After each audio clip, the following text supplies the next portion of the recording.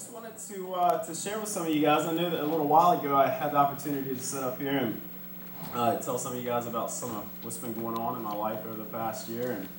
And I've had, I think I could honestly say I've had a lot of successes in that I had a really successful job transition, thanks to some of you guys. And I, over the past month, in fact, had a kind of a job change within my company, which resulted in some good stuff happening.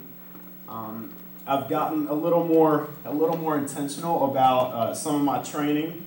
I don't honestly use this all that often, but I have, and so I'll use that to kind of represent some of the exercising and intentionality that I've done with my training over the past year. And some of you guys have had the opportunity to come and support me in this. Actually, such as him.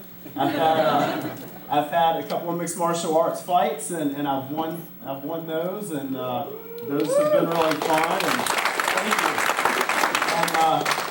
And now this is nowhere as cute as my baby, but I've had a baby, and she's back there if y'all want to see her. And so I would consider that a huge success, right? I mean, that's been a huge success. So the trouble I find though is like I've tried to balance a lot of these things. I've kind of tried to keep plates spinning and try to give each one the right amount of time, and I've even tried to stand on them, and this kind of gets a little hard, but I try to and that's pretty much where I ended up.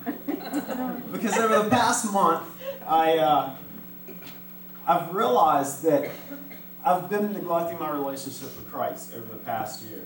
I've been relying a lot on my successes, the things that I can do, the things that I can accomplish, for my happiness, for my peace, for my joy, for my stability. And I've found, in other words, that as I've rejected, or not necessarily rejected, but neglected my relationship with Christ, not spent that quality time with Him like I know I need to be, like my soul has absolutely missed, I've realized that those things, though none bad, all pretty good in fact, have become a foundation of idols for me. And over the past month, things have kind of gotten a little difficult financially. Things have, there was a period there with work where I was viewing my job as more of an obstacle rather than an opportunity. And I was reminded of John chapter 15, where Jesus is walking through a vineyard and he's talking to his disciples, and he's looking at the vines and the branches, all of which they would have been more familiar with than we. But he was looking at these and saying, he was kind of comparing himself to these things, saying, I'm the vine. I want you guys to take a look at this. I'm the vine. And in other words, I'm the source of life. And you are the branches. And so if you remain in me, you see all this good fruit. You see all this big, luscious, these grapes that people just absolutely love and just it tastes so good. Like you're going to bear much fruit if you remain in me. But apart from me, you can do nothing. And I looked back over John chapter 15, and I began to realize, and I was reminded that when Jesus was talking about fruit, he wasn't talking about all of the stuff that we hold so dear in life. Rather, he was talking about the two greatest commands. Simply the two greatest commands: to love God with all of our heart, mind, and soul, and to love our neighbors as ourselves. And so Jesus was saying, apart from me, you can't do these things. You can't love your neighbor as yourself. In fact, you can't even love yourself because you won't even know the love I have for you. And so I just want to stand before you today, and I just want to apologize first to my family, to my wife and my child. I want to apologize to my brothers and sisters in Christ.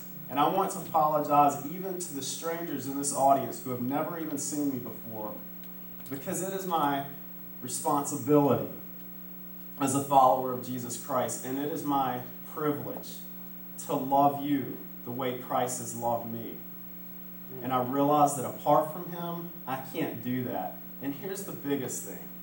we're talking now, God is talking a lot about the reality of relationships and man's responsibility within the home and wives' responsibilities within the homes. And I realized that apart from Christ, I can't even be a real man. Because a real man seeks first to protect that intimacy and that closeness with his Creator. So I just ask that you guys would pray for me, and I'll do the same for all of you, because my spirit is so willing, but my flesh is still weak. And I didn't make that up, by the way. But I just thank Jesus for reminding me of that.